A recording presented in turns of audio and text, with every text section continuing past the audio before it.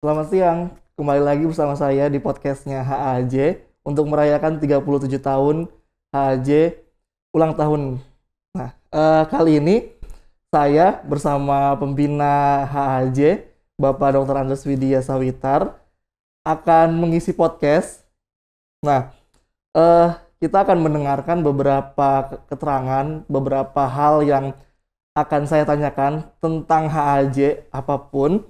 Kita kenalan dulu sama pembina HAJ. Selamat siang, Pak Widya. Selamat siang. Sehat ya, Pak Wid?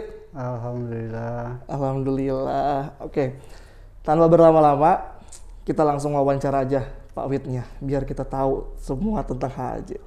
Nah, Pak Wid, kalau boleh tahu nih, sejak kapan Pak Wid ini membina di HAJ?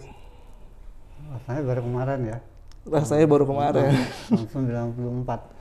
Tahun 94, Iya. rasanya baru kemarin. Tahun 94 Pak Wid hadir di HAJ jadi pembina. Nah, pada saat itu HAJ-nya kayak gimana sih Pak tahun 94? HAJ-nya saat itu agak susah dideteksi anggotanya karena justru saat itu mau dikumpulin lagi. Kemudian sebagian juga rekrutan baru. Oke. Awalnya malah banyak rekrutan baru, tapi ketemulah dengan anggota-anggota lama sedikit demi sedikit. Oke. Nah, pada saat itu dengan kondisi seperti itu, nah apa yang Bapak lakukan pertama kali ketika menjabat sebagai pembina HAJ? Wah, apa ya? Saya lakukan ya sekedar ngajak untuk berkegiatan bareng, diskusi bareng, mendongeng bareng. Apa kita lakukan? Coba untuk sama-sama, dan saat itu lebih banyaknya temu muka ya, tatap muka langsung. Ya kita belum ada apa-apa dulu ya, belum ada WA, belum ada segala macam ya. Jadi benar-benar yang saya utamakan adalah keguyuban. Keguyuban. Itu yang utama. Yang penting sudah sehati, kemudian ya udah berjalan ngalir aja. Ngalir aja, ngikutin alurnya seperti Iya. apa. Oke. Nah, apa yang membedakan HAJ sebelum Bapak membina sama setelah Bapak membina? Eh, dari segi idealisme yang sangat saya rasakan antara sebut saja 10 tahun awal lah ya sampai 2004, itu idealismenya agak beda dengan dekade berikutnya, berbeda juga dengan sekarang. Ya tentu saja mungkin ada latar belakang masing-masing personal, karena bagaimanapun HAJ kan ini komunitas ya. Usianya beragam, kemudian latar belakang pendidikan juga beragam, dan makin kesini istilahnya kan apa ya, hobi di luar itu semakin berlimpah ya.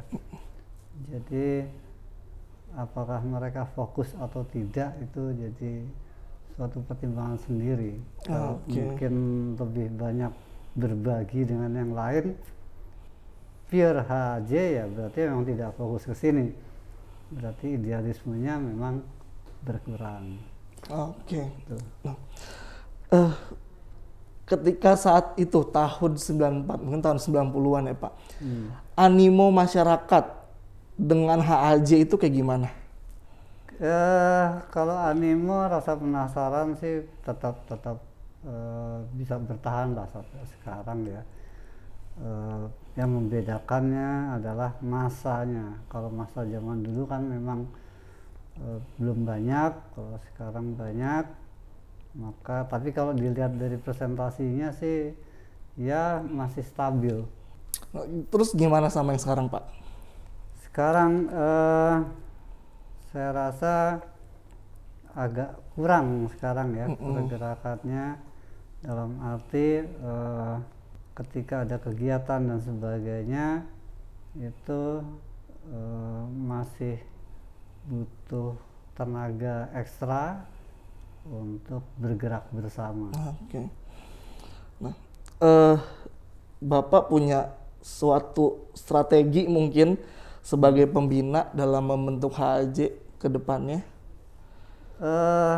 Ada satu hal yang sebenarnya ingin ingin saya lakukan melalui HAJ adalah ketika kita mengajak, namanya ini hobi ya.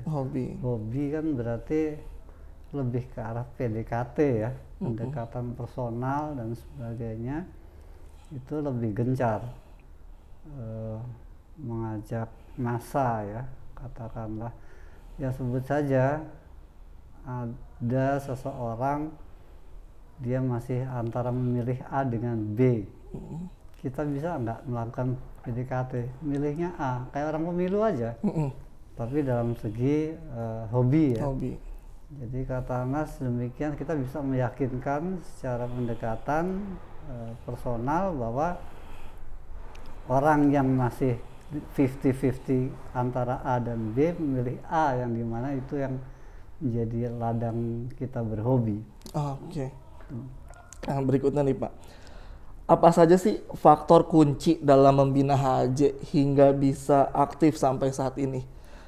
Yaitu pendekatan personal. Pendekatan personal ya. Dan memang untuk saat ini ya sangat terasa ya, 2-3 tahun terakhir.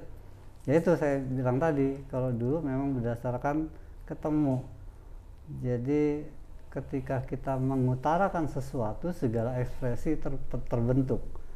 Itu tidak bisa muncul dengan ketikan di HP, ketikan dan di email dan sebagainya, itu tidak. Ya sebut saja kalau kita ketemu gitu, udah makan gitu. Iya. Yang satu udah makan.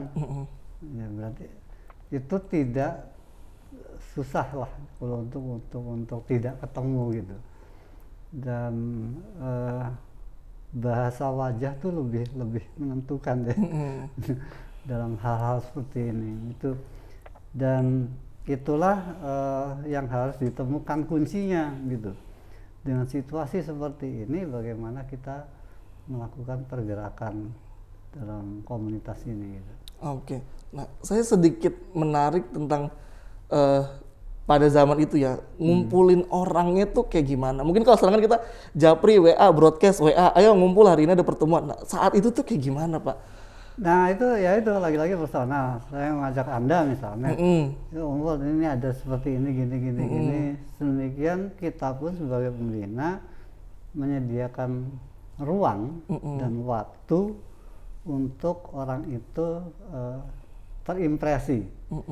Kemudian walaupun kita tidak menyuruh, akhirnya dia mengajak teman yang lain. Ketok tular istilahnya. Mulut ke mulut ya Pak. Nah itu ya saya sendiri nggak tahu gimana caranya ya istilahnya. Tapi itulah yang terjadi saat itu.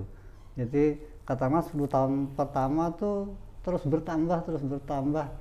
Itu kita nggak ada komunikasi email, saya juga nggak punya email istilahnya dan sebagainya. Bahkan ketika ada Facebook, Twitter saya juga nggak punya gitu ya. Modalnya itu. Jadi memang pendekatan secara personal dan ya otomatis kita menawarkan sesuatu yang ya bagi komunitas adalah baik, dengan kegiatan yang baik dan sebagainya. Dan bahkan dalam satu segi itu keterlibatan orang tua tuh sangat ini ya, kental ya, sangat berpengaruh. Katakanlah yang kita ajak tuh mungkin yang ada ya, siswa ya, katakanlah entah dari SD sampai SMA katakanlah. Dan misalnya gini, ada kegiatan orang tua dikasih tahu gitu. Nah jadi ya kombinasi itu semualah yang membuat perbedaan dengan zaman sekarang. Oke.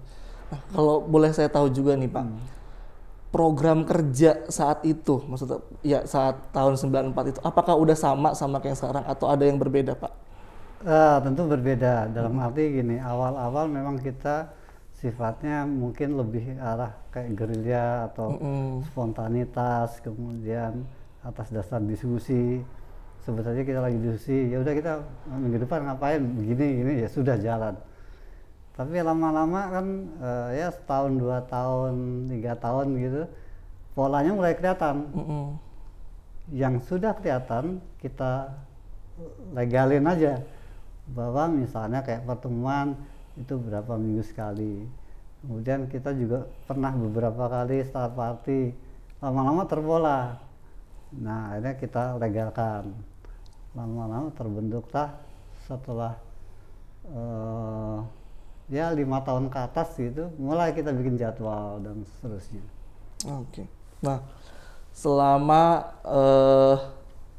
Bapak menjabat jadi pembina HAJ, ada momen atau ya yang sesuatu yang bisa sampai sekarang tuh masih keingetan karena tuh berbekas banget, indah banget kayak gitu. Apa Pak? Momen ya.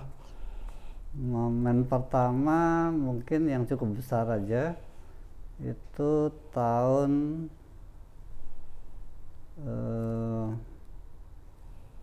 berapa ya, tahun 98 pertama itu secara pembinaan dan cara pengorganisasiannya lumayan baik ketika ada gerhana matahari. Oke. Kemudian tahun 2005 itu ketika berhasil ngajak HAJ lah sebut saja dalam kancah internasional, APRIN. Terus dan mulai dikenal luas tahun 2009 ketika International Year of Astronomy. Itu di situ. Oke. Jadi hal-hal itu yang punya momen tersendiri. Nah, terus selama Bapak menjabat juga ada mungkin prestasi yang pernah dicapai sama HAJ, pernah bikin apa mungkin? HAJ. Ya, yang utama memang yang ya katakanlah kalau misalnya ada konferensi atau seminar HAI, Himpunan Astronomi Indonesia, ya mungkin biar tahu bahwa untuk astronomi, untuk organisasi profesinya namanya Himpunan Astronomi Indonesia atau HAI. Ya mungkin kalau kedokteran orang udah populer dengan ID ya, Ikatan Dokter Indonesia, maka di astronomi ada Himpunan Astronomi Indonesia. Dan ya kesertaan HAJ selalu terlibat dalam acara-acara HAI.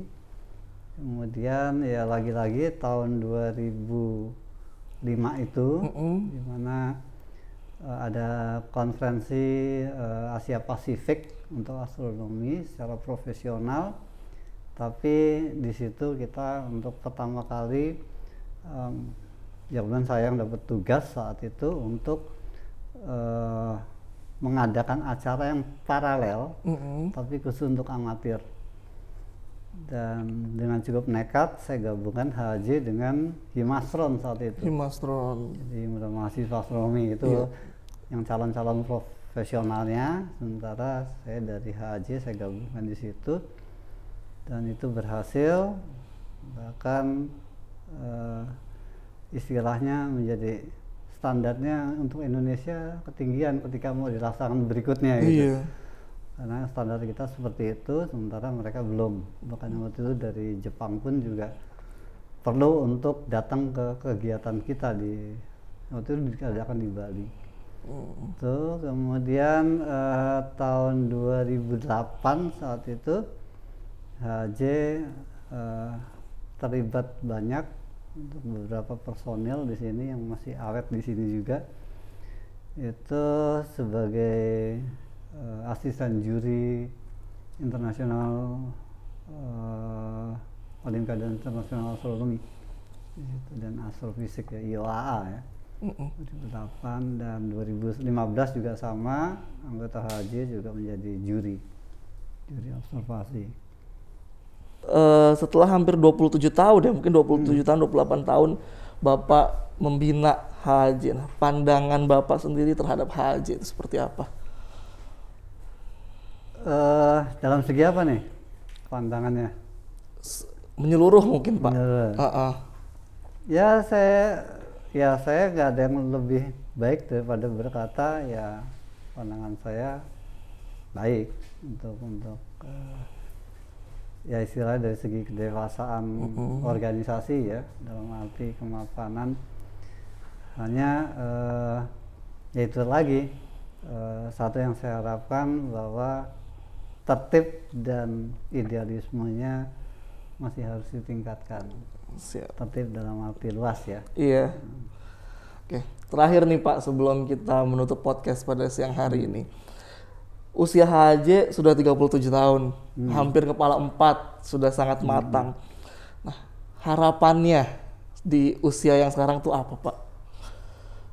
Ya, lebih membuka diri HJ, artinya mulai berani berpromosi dalam segala hal dan berani tampil lebih profesional ya, karena biasanya orang kan konotasinya amatir gitu ya. Ya memang dalam hal ini satu-satunya bidang ilmu yang punya grup amatir memang adalah astronomi ya. Tapi bukan berarti amatiran gitu ya. Tapi bagaimana menjadi himpunan astronomi amatir Jakarta yang profesional, itu yang dipentingkan, dan dengan itu punya legitimasi yang baik, dan itu bisa ngapa-ngapain juga bisa ya. Istilahnya dalam bidang ilmu. Oke. Terakhir Pak, ucapin ulang tahun Pak ke HJ. Kamera yang sana Pak. Selamat ulang tahun untuk Himpunan Astronomi Amatir Jakarta, ini yang ke-37 ya. Iya. Semoga semakin berkiprah di nasional maupun internasional. Oke, wah, nggak berasa teman-teman ya. Makasih banyak Pak Wid sudah bersedia waktunya diganggu nih. Ya cukup ya sampai di sini podcast kita pada hari ini. Nantikan podcast-podcast lainnya di podcast HJ. Terima kasih teman-teman.